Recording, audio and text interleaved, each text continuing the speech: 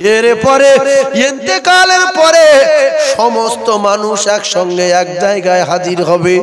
হিন্দু, খ্রিস্টান, জৈন, বৌদ্ধ, দেবর, মেতর, মুসলমান সমস্ত মানুষ এক জায়গায় হয়ে আবার প্রথমবারের মতো সবাই মেনে নেবে যে আপনি আমাদের রব, আমরা বুঝতে পারিনি, উল্টো পাল্টা ভাবে চলেছি। শুধু হিন্দু খ্রিস্টান কেন, এমন মুসলমান আছে এক ওয়াক্ত নামাজ সারা সপ্তাহে পড়তে যায় না, এমন কি এরকম দেখা যায় জুমার নামাজ পর্যন্ত মুসলমান পড়ে না, আছে না নাই? তাহলে হিন্দু কত ভালো দেখেন, হিন্দুরা কোন জায়গায় গড় করছে, কোন জায়গায় ধুনো দিচ্ছে, কখনো কখনো শাঁখ বাজাচ্ছে, মন্ত্রী গিয়ে সেজদা দিচ্ছে, তারা তাদের ধর্ম করছে। খ্রিস্টান যাচ্ছে গির্জায়, আরে মুসলমানের বাচ্চা মন্দিরে যায়নি, খ্রিস্টানের গির্জায় যায়নি, শাঁখ বাজায়নি, ধুনো দেয়নি, আজান হলে মসজিদে যায়নি। এর কি একটা ধর্ম করার দরকার আছে না নাই? এ বুনো না বাগদি মুচি না মধ্য ফারায় না তেওর না মুসলমান, কিচ্ছু বোঝা যায় না। এ কোন জাত? কি রে?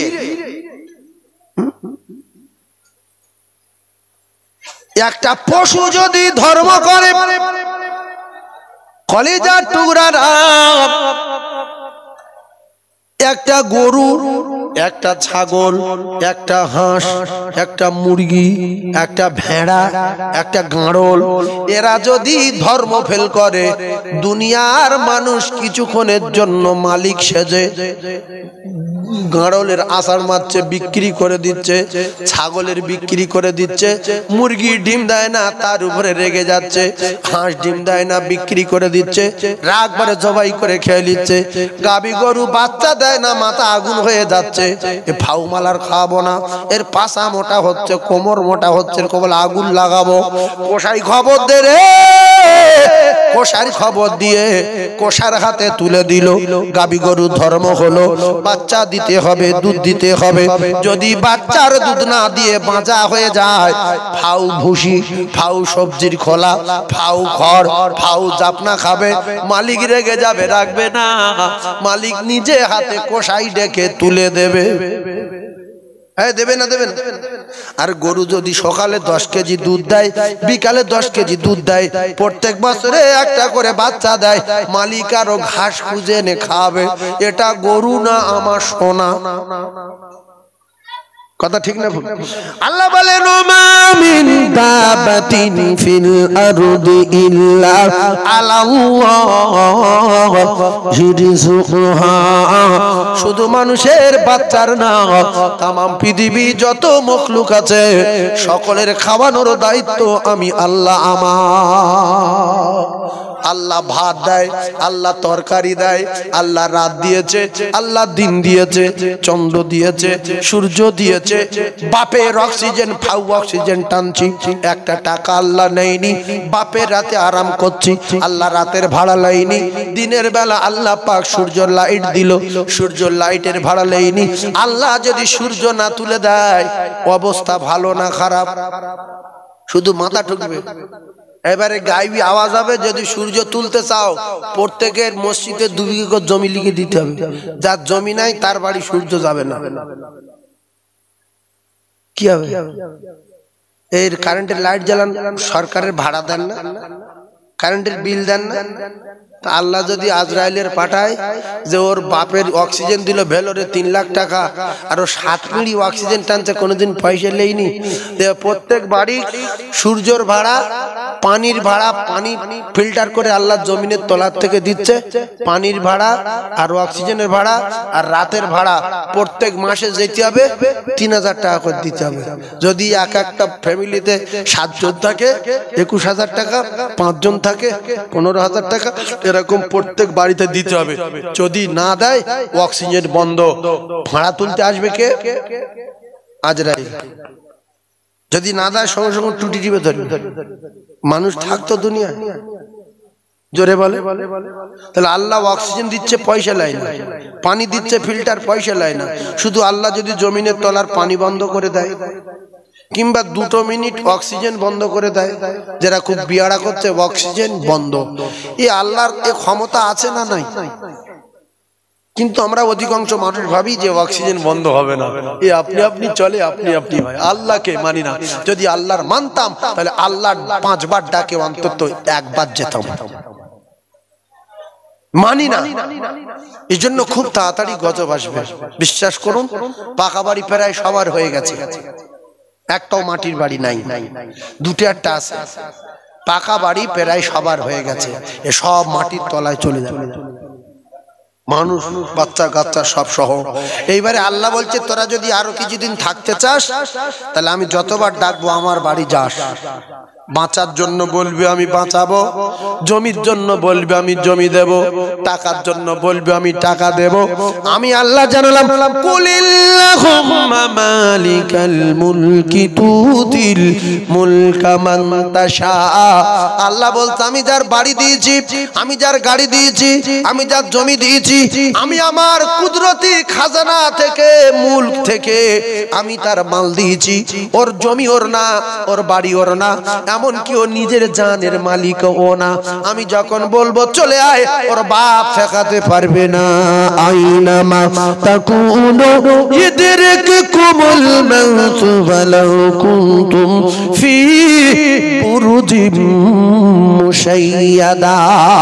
মৃত্যুর ভয়ে পাকা বাড়ি করে তার তলায় লুকাবেন, লোহা গলিয়ে বাড়ি করে লুকিয়ে যাবেন, শীষে গলিয়ে বাড়ি করে লুকিয়ে যাবেন। মৃত্যুর ভয়ে মদিনায় পৌঁছে যাবেন, মৃত্যুর ভয়ে প্লেনে উঠে জেদ্দায় চলে যাবেন, ইরাকে চলে যাবেন, ইরাকে চলে যাবেন। হয়তো মালাকুল মউত যেতে 2-5 মিনিট দেরি হবে, কিন্তু ধরে ফেলবে। 2-5 মিনিট দেরি হবে নাকি বলেন?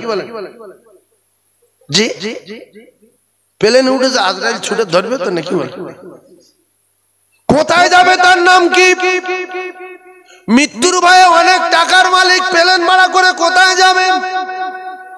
লা ইস্তাখিরুনা সাআতাও ওয়ালা ইস্তাগদিমুন। কোথায় যাবে সে জায়গার নাম কি? মালাকুল মউত পৌঁছে যাবে, 1 সেকেন্ড দেরি হবে না, হবে না, হবে না। যদিও তুমি মাটির তলায় শীষে গলিয়ে বাড়ি করো।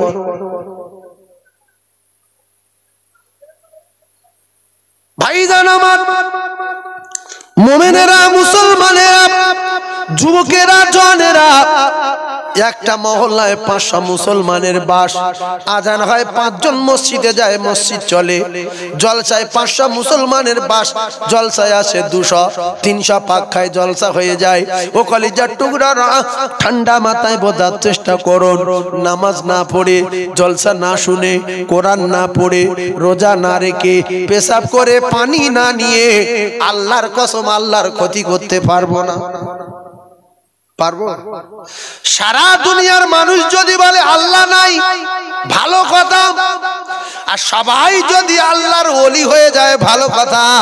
সবাই যদি আল্লাহর ওলি হয়ে যায়, আল্লাহর সম্মান ইঞ্চি 2 উঁচু করতে পারবে না।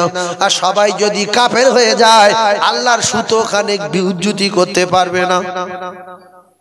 মানুষ হবে নামাজ পড়বো না, কি আবার কেটিয়ে পড়ে যাবে, না পড়ুন, পড়তে হয়, এটাই মাথায় রেখে দেন। কিয়ামতের মুসিবতের দিন আপনার নামায় আমলের ভিডিও দেখানো হবে। বান্দা, তুই তোর জীবদ্দশায় কি করেছিস নিজে দেখলে, তুই নিজে দেখ। তুই জান্নাতে যাবি না জাহান্নামে যাবি? দেখতে সেই মেয়েটার সাথে গল্প করছিলাম, অমুক জায়গায় বেড়াতে গিয়েছিলাম, কি কি হয়েছে রাতের বেলা, কি কি হয়েছে দিনের বেলা। আমার আল্লাহ সামিউম বাসীর। অনেক মুখ্য বলে সাবিনা, তুমি আর আমি দুজনা, আর কেউ জানবে না। আল্লাহ বলে ওয়ানাহনু আকরাবু ইলাইহি মিন হাবলিল ওয়ারিদ। বান্দারে, বান্দিরে, কোথায় যাবি জানবে না, আমি কত কাছে তুই শুনেলে। আমি আল্লাহ পাক জানিয়ে দিলাম, তোর ঘাড়ের যে মোটা শিরা আছে, ওই শিরা অপেক্ষায় আমি আল্লাহ আরো নিকটে। আমার কাছে ফাঁকি দেওয়ার কোনো কায়দা নাই। এরপরে প্রত্যেক দিন রাতের বেলা আমার আল্লাহ পাকের দরবারে একদল ফেরেশতারা আপনার সকাল থেকে সন্ধ্যা পর্যন্ত, সকাল থেকে রাত 8টার পর থেকে নিয়ে যত যা করেছে সব কিছু আমার আল্লাহর ফেরেশতা রাতের বেলা আল্লাহর দরবারে জমা দেয়। তবে হাদিস শরীফের ভিতরে এসেছে একটা লাইন আছে, লাইন আমার আল্লাহ পাকের কাছে কোটি কোটি কোটি কোটি কোটি কোটি কোটি কোটি খাতা জমা পড়ে, আর এই খাতাগুলো আল্লাহ সব দেখে না। আল্লাহ নবী বলেন খাতা সব দেখে না। আমার আল্লাহ প্রথম পৃষ্ঠায় দেখলো, প্রথম পৃষ্ঠায় দেখছে সুবহানাল্লাহ, লা ইলাহা ইল্লাল্লাহ, মুহাম্মাদুর রাসূলুল্লাহ, আল্লাহ আল্লাহ আল্লাহ আল্লাহ, কুল ওয়াল্লাহু তাআলা সামাদ, লাম ইয়ালিদ ওয়া লাম ইউলাদ ওয়া লাম ইয়াকুল লাহু কুফুওয়ান আহাদ, ইন্না আতানাকাল কাউসার, এরকম কিছু লেখা আছে। এরপরে ফজরের নামাজ 4 রাকাত আছে, 2 রাকাত সুন্নাত, 2 রাকাত নফল, ফির আউযু বিল্লাহি বিসমিল্লাহ কত কি পড়েছে ওইটা প্রথম পৃষ্ঠায় লেখা হলো। তারপরে শেষ পৃষ্ঠা আপনার এশার নামাজ পড়েছে, সারা দিন জোহর পড়েছে, কি আসর পড়েছে, চিটিং করেছে, 2 নম্বরই করেছে, ফাঁকি দিয়েছে, লম্পটি করেছে। আল্লাহ পাক মাঝখানে কিছু দেখে না, দেখছে প্রথম পৃষ্ঠায় ভালো আর শেষের পৃষ্ঠা ভালো। প্রথম পৃষ্ঠা হলো ফজর, শেষের পৃষ্ঠা হলো এশার। ও কলিজার টুকরারা, আল্লাহ পাক দুটো পৃষ্ঠা দেখে, ফজরের পৃষ্ঠাটা আর এশার পৃষ্ঠাটা দেখে আল্লাহ খাতা রেখে দেয়। ফেরেশতারা বলে আল্লাহ আপনি তো প্রথম পৃষ্ঠা দেখলেন না, শেষ পৃষ্ঠা দেখলেন, মাঝখানে কিছু দেখলেন না। আল্লাহ বলে বান্দা, আল্লাহ বলে ফেরেশতারা প্রথমে ভালো, শেষের বেলা ভালো, মাঝখানে যা আছে আমি আল্লাহ মাফ করে দিলাম। এই জন্য শপথ করেন নামাজ তো একক তো ছাড়বো না, কিন্তু বিশেষ করে ফজরের নামাজ আর এশার নামাজ জামাতের সঙ্গে পড়বো।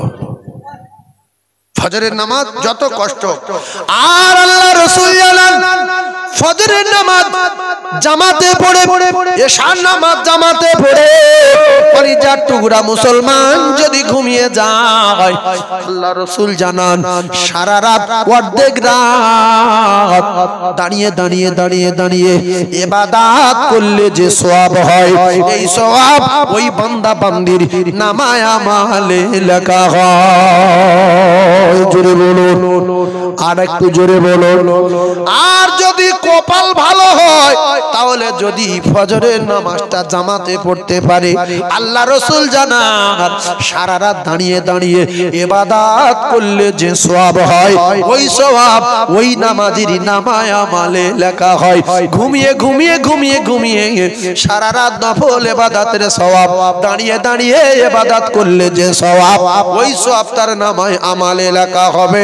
যদি এশার নামাজ পড়ে ফজরের নামাজটা জামাতে পড়তে পারে, 100 মুসলমানের ভিতরে 95 জন মুসলমান বেনামাজি।